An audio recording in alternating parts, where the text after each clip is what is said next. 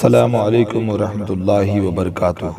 8ویں جماعت کی درسی کتاب تاریخ و شہریت، سبق نمبر 1 تاریخ کے ماخذ۔ آئیے اس کی مشق حل کرتے ہیں۔ سوال نمبر 1، صحیح متبادل کا انتخاب کر کے بیانات کو دوبارہ لکھیے۔ 1، تاریخ کے ماخذوں میں سے خالی جگہ ماخذ جدید ٹیکنالوجی پر مبنی ہے۔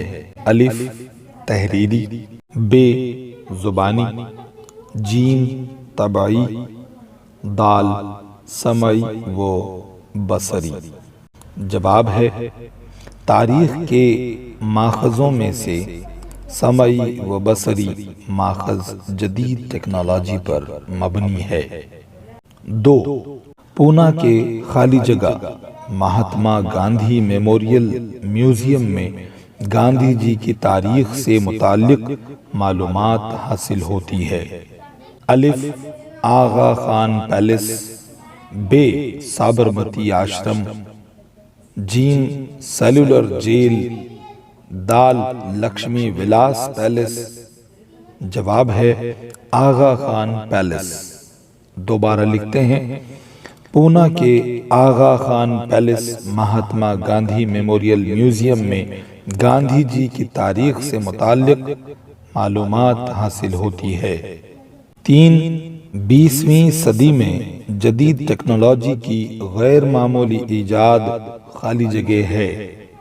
الف پواڑا، ب تصاویر، جیم انٹرویو، دال فلم۔ جواب ہے فلم۔ دوبارہ لکھیں، 20ویں صدی میں جدید ٹیکنالوجی کی غیر معمولی ایجاد فلم ہے۔ سوال نمبر 2 ہے، درج ذیل بیانات وجوہات کے ساتھ واضح کیجیے۔ 1 ہے، برطانوی دور میں اخبارات سماجی بیداری کے وسائل کی حیثیت سے بھی کام کر رہے تھے۔ جواب، اخبارات کے ذریعے عصری واقعات سے متعلق معلومات حاصل ہوتی ہے۔ ان واقعات کا جامع تجزیہ محترم شخصیات کی موافق و مخالف رائے اور اداریے شائع ہوتے ہیں۔ چونکہ برطانوی دور حکومت حصول آزادی کی جدوجہد کا دور تھا، اس لیے اخبارات اس دور میں سماجی بیداری کے وسائل کی حیثیت سے بھی کام کر رہے تھے اور عوام کو عصری حالات سے آگاہ کر رہے تھے۔ 2، فوٹو کو جدید بھارت کی تاریخ کا مطالعہ کرنے کے لیے نہایت قابل اعتبار ماخذ تسلیم کیا جاتا ہے۔ جواب ہے عہد وسطیٰ میں کیا واقعات رونما ہوئے، اس وقت کا انسان کیسا دکھائی دیتا تھا، ان معلومات کی تصویریں دستیاب ہوتی ہیں، لیکن تصویروں کے قابل اعتبار ہونے پر سوال اٹھائے جاتے ہیں، جبکہ فوٹو جدید بھارت کی تاریخ کے بصری ماخذ ہیں۔ فوٹو کے ذریعے فرد اور واقعہ جیسا تھا یا وقوع پذیر ہوا، اس کی معلومات منظر کی صورت میں حاصل ہوتی ہے۔ اس لیے فوٹو کو بھارت کی تاریخ کا نہایت قابل اعتبار ماخذ تسلیم کیا جاتا ہے۔ سوال نمبر 3 ہے، نوٹ لکھیے۔ 1، فوٹو۔ جواب، فوٹو جدید بھارت کی تاریخ کا بصری ماخذ ہے۔ فوٹوگرافی کی فن کے ایجاد کے بعد مختلف افراد، واقعات، نیز اشیاء اور عمارتوں کے فوٹو اتارے جانے لگے۔